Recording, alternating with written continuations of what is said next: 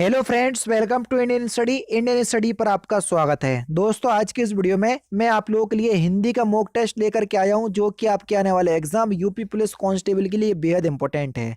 पूरे 37 क्वेश्चंस हैं। वीडियो को एंड तक जरूर देखिएगा और लास्ट में बताइएगा कि आपके कितने क्वेश्चंस जो है वो इसमें सही निकले हैं। ठीक है। और लास्ट में मैं आपसे क्वेश्चन भी पूछूंगा और उसका आंसर आपको कमेंट बॉक्स में बताना होगा। पहला क्वेश्चन आपके सामने, किस क्रमांक में अघोष व्यंजन है? अब देखो, अघोष जल्दी बताओ। हर वर्ग का पहला दूसरा अघोष कहलाता है, तीसरा चौथा पांचवा सघोष कहलाता है। अब आप बताओ अघोष कौन सा है? अब आप बोलोगे सर व्यंजन तो दिए ही नहीं है। तो यहाँ पर जो सही आंसर हो जाएगा वह क्या हो जाएगा सर? सा सा, तीनों ही सा जो आपके अघोष में कहलाते हैं, हा जो है वो सघोष में जाता है। किस क्रम में पच स्वर है?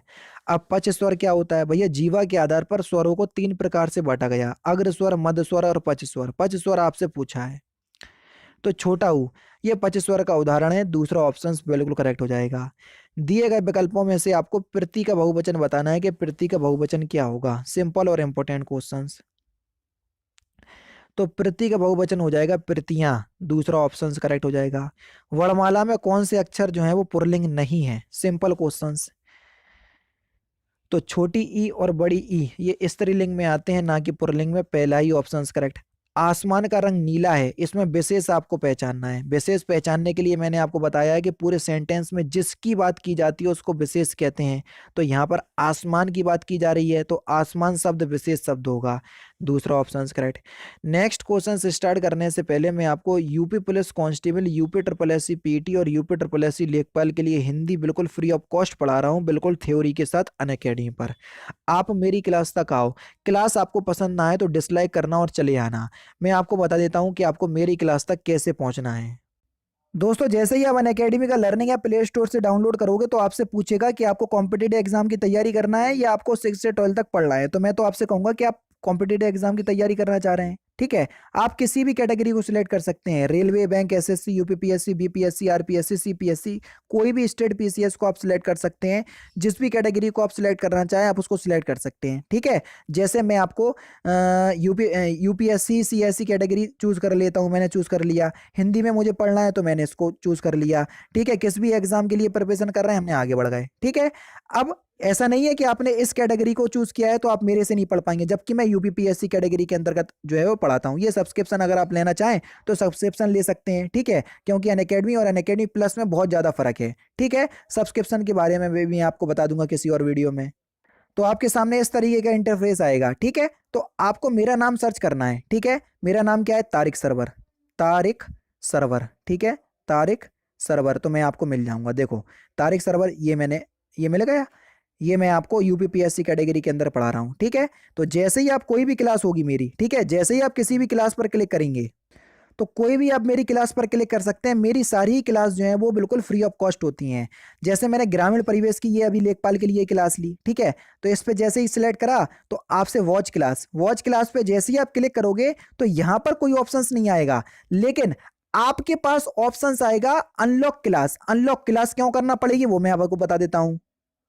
क्योंकि आप मेरी क्लास पहली बार देख रहे होंगे। अगर आप पहली बार मेरी क्लास देख रहे हैं तो आपको मेरी क्लास को अनलॉक करना पड़ेगा। और अनलॉक कोड क्या है मेरा? Indian study. इंडियन स्टडी जो चैनल का नाम है वही मेरा अनलॉक कोड है, क्लास अनलॉक कोड। तो इसको अप्लाई करना, विदाउट स्पेस क्लास आपकी अनलॉक हो जाएगी। बिल्कुल फ्री ऑफ कॉस्ट है, आराम से आप जो है वो देख सकते हैं। नेक्स्ट क्वेश्चन से आपका कि राम अयोध्या के राजा थे, इस वाक्य में आपको बताना है कि कौन से विराम चिन्ह का प्रयोग होगा। तो राम अयोध्या के राजा थे, है ना। तो यहाँ पर विराम चिन्ह जो आएगा वो पूर्ण विराम आएगा और पूर्ण विराम का चिन्ह इस प्रकार से होता है। ठीक है। तो यहाँ पर दूसरा ऑप्शन करेक्ट। भारतवर्ष में हिंदी को आप किस वर्ग में रखेंगे? जल्दी बताओ।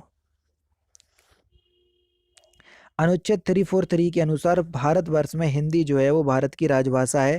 पहला ही ऑप्शन बिल्कुल करेक्ट हो जाएगा। उपनिषद शब्द में एक प्रत्यय लगाने पर कौन सा शब्द बनता है? तो उपनिषद शब्द में एक प्रत्यय लगाने से कौन सा शब्द बनेगा? औपनिषदिक। पहला ही ऑप्शन यहाँ पर आपका बिल्कुल करेक्ट हो जाएगा। उत्कर्ष में कौन सा शब्द उपसर्ग लगाकर बना है? उत्कर्ष में उत शब्द जो है वो उत्कर्ष लगा करके बना है। तीसरा ऑप्शन यहाँ पर आपका बिल्कुल करेक्ट हो जाएगा।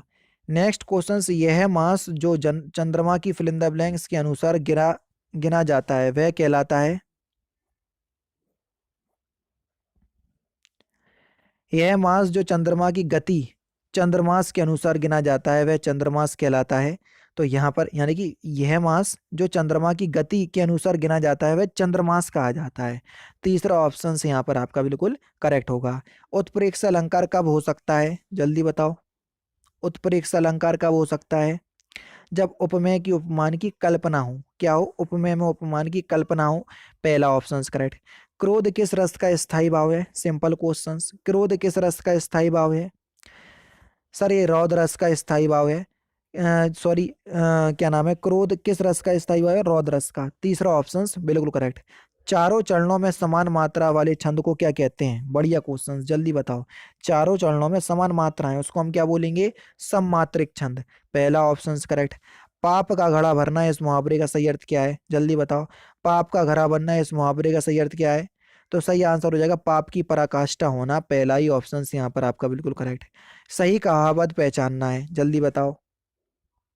सिंपल है, बता सकते। नाच ना जाने आंगन टेढ़ा, तो दूसरा ऑप्शन करेक्ट हो जाएगा। नेक्स्ट क्वेश्चन देखो, दिए गए विकल्पों में से आपको रिक्त स्थान की जगह बताना है। सूटेबल वर्ड क्या है? अगर विद्यार्थी फिल इन द ब्लैंक्स होंगे तो देश का भविष्य फिल इन द ब्लैंक्स होगा। अगर विद्यार्थी आदर्शवादी होंगे तो देश का भविष्य उज्जवल होगा। तो यहाँ पर चौथा ऑप्शन बिल्कुल करेक्ट हो जाएगा। नदी शब्द का कौन सा पर्यायवाची शब्द नहीं है? जो नहीं है वही आपको बताना है। ऊषा, ऊषा जो है ये प्रातःकाल या सुबह का पर्यायवाची शब्द है, ना कि नदी का। विचित्र के 3 समानार्थी शब्द हैं, एक समानार्थी नहीं है। जो समानार्थी नहीं है विचित्र का वही आपको चुनना है। रहस्यमय, रहस्यमय शब्द जो है ये विचित्र का समानार्थी शब्द नहीं है। तीसरा ऑप्शन करेक्ट। अनुकूल का विलोम शब्द आपको बताना है। अनुकूल का विलोम शब्द क्या होगा? प्रतिकूल। पहला ऑप्शन यहाँ पर आपका बिल्कुल करेक्ट। गौरव का तत्सम शब्द क्या होगा? गौरव का तत्सम हो जाएगा आपका गवाक्ष। दूसरा ऑप्शन करेक्ट। देशज शब्द आपको बताना है, कौन सा देशज शब्द है?